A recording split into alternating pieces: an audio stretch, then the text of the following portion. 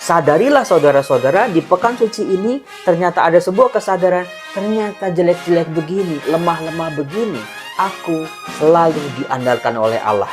Tinggal bagaimana kita, apakah kita bisa diandalkan atau tidak.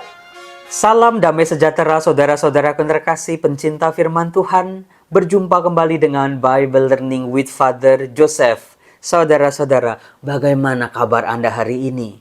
Baik, sehat, udah makan belum? Tadi malam bisa tidur? Kemudian juga udah bersih-bersih rumah?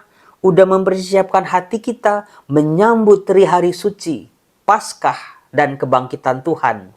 Saudara-saudara, saya senang sekali kalau Anda mampir lagi ke channel YouTube Bible Learning, lihat-lihat, menyimak, mendengarkan kembali, merenungkan firman Tuhan, tuntunan-tuntunan Tuhan buat kehidupan kita.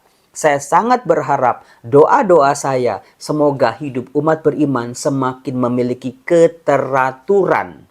Jadi silakan Anda memulai video ini, Anda cari bagian-bagian mana hidup Anda yang belum teratur atau tidak teratur sama sekali.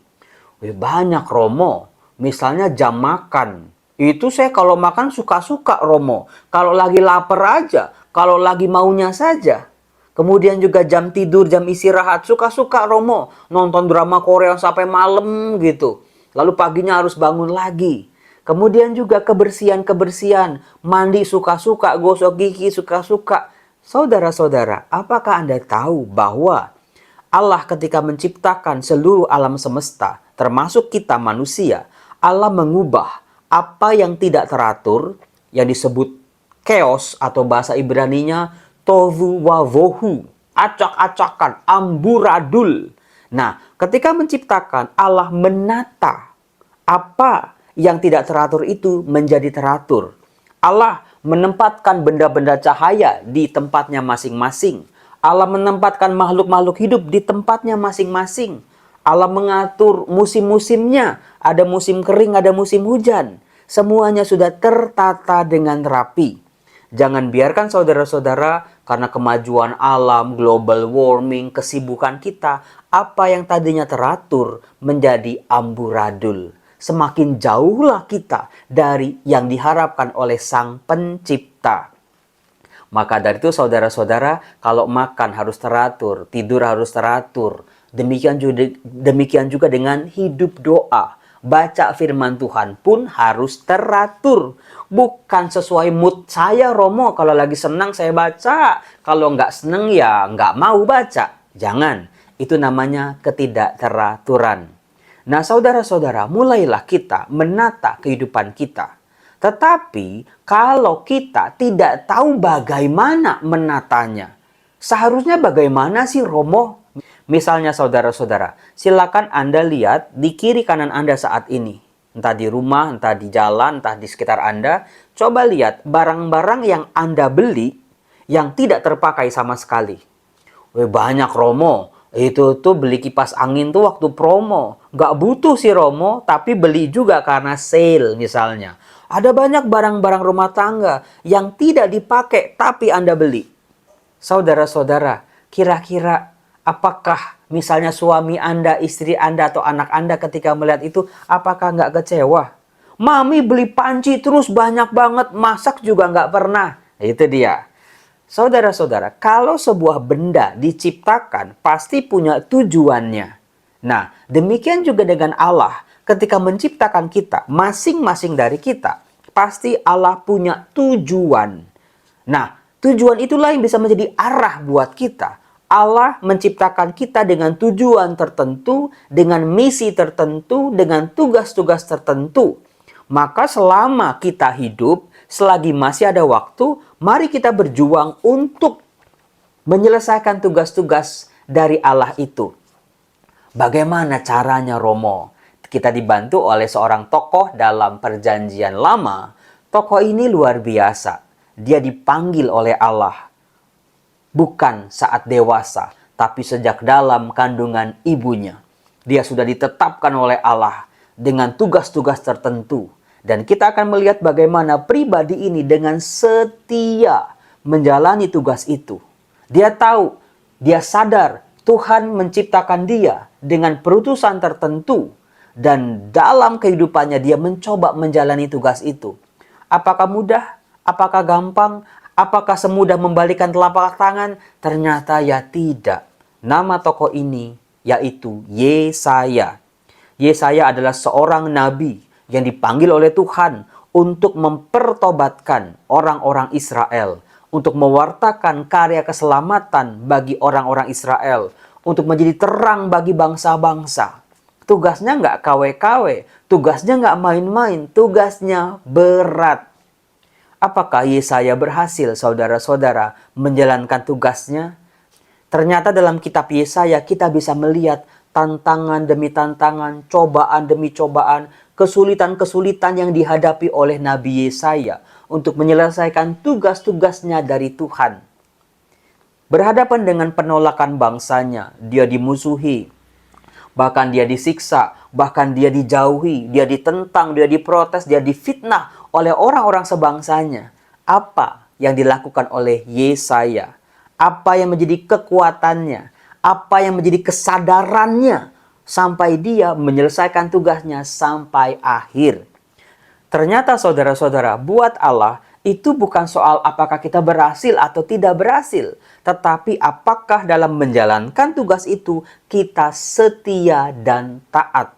Kita tekun menjalani tugas itu, tidak mudah menyerah dan juga menggunakan senjata Allah. Mari kita buka kitab Yesaya bab 49 ayat 1 sampai 6. Ini bagus luar biasa. Karena kita bisa melihat inilah senjata dari Nabi Yesaya. Dia menjalani tugas-tugasnya sampai selesai. Inilah kesadaran dari Yesaya. Mengapa dia tidak goyah? Mengapa dia meskipun ditentang, mengalami kesulitan demi kesulitan, tapi dia tetap taat dan setia menjalankan tugas-tugas dari Allah. Dikatakan begini, Yesaya berkata, "Dengarkanlah aku, hai pulau-pulau, perhatikanlah, hai bangsa-bangsa yang jauh. Tuhan telah memanggil aku sejak dalam kandungan, telah menyebut namaku sejak dari perut ibuku." Saudara-saudara, langkah pertama dari Yesaya adalah dia menyadari apa yang menjadi tugasnya yang diterima dari Tuhan. Dia sadar akan panggilannya. Misalnya, saya Romo Yosef sudah 16 tahun jadi imam, sudah belasan tahun dididik di seminari, melewati lika-liku, pengalaman-pengalaman, berhasil gagal, manis pahit, senang kecewa, tawa dan air mata. Tidak perlu lagi bagi saya untuk bertanya, "Tuhan, apakah Engkau sungguh memanggil aku sebagai imam? Tuhan, apakah ini panggilanku?" Diharapkan sudah tidak ada lagi keraguan karena belajar dari masa lalu. Bagaimana Tuhan menuntun, membantu, menopang kehidupan saya untuk bisa seperti hari ini. Nah, Anda bisa terapkan juga dalam kehidupan Anda. Anda sudah hidup 15 tahun dengan istri Anda. Anda tidak lagi bertanya, "Tuhan, apakah dia orang terbaik yang Engkau berikan kepadaku?" misalnya. Anda sudah punya anak 2, punya anak 3. "Tuhan, inikah anak-anak yang Kau berikan kepadaku?" Saudara-saudara, di situ kita diajak untuk belajar dari pengalaman kita di masa lalu, mengolah kehidupan kita, melihat kembali tuntunan-tuntunan Tuhan. Di setiap masalah-masalahku, Tuhan campur tangan. Ketika aku mengalami kesulitan sebagai imam, sebagai suami, sebagai istri, sebagai anak, sebagai orang tua, Tuhan selalu menolong. Jadi itu saudara-saudara, titik berangkatnya adalah kita sadar apa yang menjadi tugas kita. Belum ketemu Romo, silakan dicari, silakan ditemukan. Lihatlah bagaimana track record Anda, bagaimana riwayat kehidupan Anda, bagaimana Tuhan sebetulnya secara rahasia menuntun kehidupan Anda. Itu yang pertama. Kemudian kita lihat setelah Yesaya sadar akan panggilannya di ayat 2. Ia, Allah maksudnya, telah membuat mulutku sebagai pedang yang tajam dan membuat aku berlindung dalam naungan tangannya. Jadi di sini Yesaya sadar betul bahwa Allah menciptakan dia bukan menjadi manusia yang biasa-biasa, bukan menjadi manusia yang kaleng-kaleng, bukan menjadi manusia yang tanggung-tanggung, bukan menjadi manusia yang asal-asalan. Ini menjadi penting juga buat kita nih saudara-saudara. Karena Yesaya menyadari Ia telah membuat mulutku sebagai pedang yang tajam, membuat aku berlindung dalam naungan tangannya. Ia telah membuat aku menjadi anak panah yang runcing dan menyembunyikan aku dalam tabung panahnya. Yesaya sadar betul dia menjadi senjatanya Allah untuk melaksanakan tugas-tugas Allah. Jadi setiap manusia kita belajar dari Yesaya. Aku diciptakan begini-begini. Aku menjadi senjatanya Allah, menjadi andalannya Allah, menjadi utusannya Allah. Maka dari itu saudara-saudara, kita lihat bagaimana Allah memberlakukan senjatanya ini. Dilindungi, disimpan baik-baik dalam tabung panahnya, supaya nanti bisa digunakan secara efektif. Itu Yesaya menjadi senjatanya Allah. Demikian juga saya, demikian juga Anda, saudara-saudara. Kita adalah senjata Allah, tangan kanan Allah, andalannya Allah. Sadarilah saudara-saudara, di pekan suci ini ternyata ada sebuah kesadaran, ternyata jelek-jelek begini, lemah-lemah begini, aku selalu diandalkan oleh Allah. Tinggal bagaimana kita, apakah kita bisa diandalkan atau tidak untuk melaksanakan tugas-tugas dari Allah. Silakan bertanya sendiri saudara-saudara. Dikatakan, ia berfirman kepadaku, engkau adalah hambaku, Israel, dan olehmu aku akan menyatakan keagunganku. Saudara-saudara, lagi-lagi Yesaya sadar, aku dipakai oleh Tuhan untuk menyatakan kemuliaan Allah. Keagungan Allah dinyatakan dalam dirinya. Demikian juga dengan diri kita, saudara-saudara. Kalau kita senjatanya Allah, kita bisa diandalkan oleh Allah, maka melalui kehidupan kita, Allah akan menampakkan kemuliaannya, keagungannya buat kita, buat orang-orang di sekitar kita. Ini TOP BGT-nya. Aku telah bersusah-susah dengan percuma dan telah menghabiskan kekuatanku dengan sia-sia. Saudara-saudara, Yesaya juga sama seperti kita, punya pergulatannya. Ketika tugas-tugas dari Tuhan menjadi sangat berat, dia ditolak, dia diasingkan, dia dimusuhi, dia merasa gagal. Siapa di sini yang pernah merasa gagal? Ada banyak imam-imam pewarta yang saat ini merasa gagal dalam kehidupannya. Ada banyak suami-suami yang merasa gagal sebagai suami. Ada banyak istri-istri yang gagal sebagai istri. Ada banyak orang tua yang gagal juga sebagai orang tua.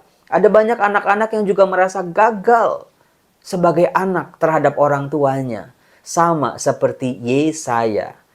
Tetapi saudaraku, meskipun mengalami kegagalan, hambatan, dan kesulitan, Yesaya berkata, namun hakku terjamin pada Tuhan dan upahku pada Allahku. Saudara-saudaraku yang terkasih, kesadaran inilah yang betul-betul menjadi motivasi buat kita. Bahwa kita tidak berjuang sendirian. Bahwa akan ada ganjaran buat kita kalau kita menyelesaikan tugas-tugas ini. Maka di ayat 5 dikatakan, maka sekarang berfirmanlah Tuhan yang membentuk aku sejak dalam kandungan untuk menjadi hambanya, untuk mengembalikan Yakub kepadanya, yang karenanya aku dipermuliakan di mata Tuhan, dan Allahku menjadi kekuatanku. Beginilah firman-Nya, terlalu sedikit bagimu untuk hanya menjadi hambaku, hanya menegakkan suku-suku Yakub dan mengembalikan orang-orang Israel yang masih terpelihara. Maka aku akan membuat engkau menjadi terang bagi bangsa-bangsa, supaya keselamatan yang daripadaku sampai ke ujung bumi. Di sini Yesaya sadar betul bahwa Tuhan menciptakan dia, Tuhan menugaskan dia, Tuhan mengutus dia bukan sebagai pribadi-pribadi yang minimalis belaka. Hanya formalitas aja melakukan tugas-tugas dari Allah sampai selesai. Karena apa? Yesaya sadar Tuhan punya rencana yang jauh lebih besar buat hidupnya. Tidak cukup, terlalu kecil kamu menjadi hambaku saja. Terlalu kecil bagi kamu untuk orang-orang Israel saja. Aku akan menjadikan kamu terang bagi bangsa-bangsa, supaya keselamatan yang daripadaku sampai ke ujung bumi. Ketika kita orang Indonesia tahun 2023 bisa mengenal Allahnya orang Israel, itu karena jasa-jasa Nabi Yesaya, saudara-saudaraku. Lihat, nubuat Allah terbukti. Rencana Allah, rancangan Allah terbukti bagi Nabi Yesaya ini. Maka dari itu saudara-saudara, kalau kita babak belur dalam menjalankan tugas-tugas perutusan dari Allah sebagai imam, sebagai suami, istri, guru, pelayan, pewarta, ingatlah pribadi satu ini yang bernama Yesaya. Belajarlah daripadanya. Tuhan sedang merencanakan sesuatu yang jauh lebih besar untuk kehidupan kita. Kalau kesulitan bagaimana Romo? Kalau lelah bagaimana Romo? Bacalah Mazmur bab 71.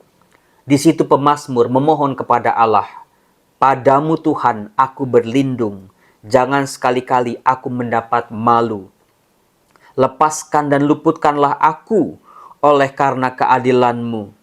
Sendengkanlah telingamu kepadaku dan selamatkanlah aku." Lebih lanjut pemazmur berkata, "Jadilah padaku gunung batu tempat berteduh, kubu pertahanan untuk menyelamatkan diri. Sebab engkaulah bukit batu dan pertahananku ya Allah. Luputkanlah aku dari tangan orang jahat." Saudara-saudara terkasih, lagi-lagi pesannya adalah andalkan Tuhan, gunakan kekuatan Tuhan. Jangan cuma mengandalkan kekuatan diri kita sendiri, pikiran-pikiran kita sendiri yang kadang-kadang terlalu rumit dan ruwet. Taat pada Allah, taat pada perintah-perintah Allah. Salah satunya adalah menata kembali kehidupan kita. Keluarga kita yang berantakan, komunikasi yang sudah amburadul, relasi-relasi kita dengan orang-orang di sekitar kita yang juga hancur-hancuran. Tata kembali. Tuhan sedang menyiapkan rencana besar untuk kehidupan kita. Salam damai sejahtera, Tuhan Yesus memberkati. Salam.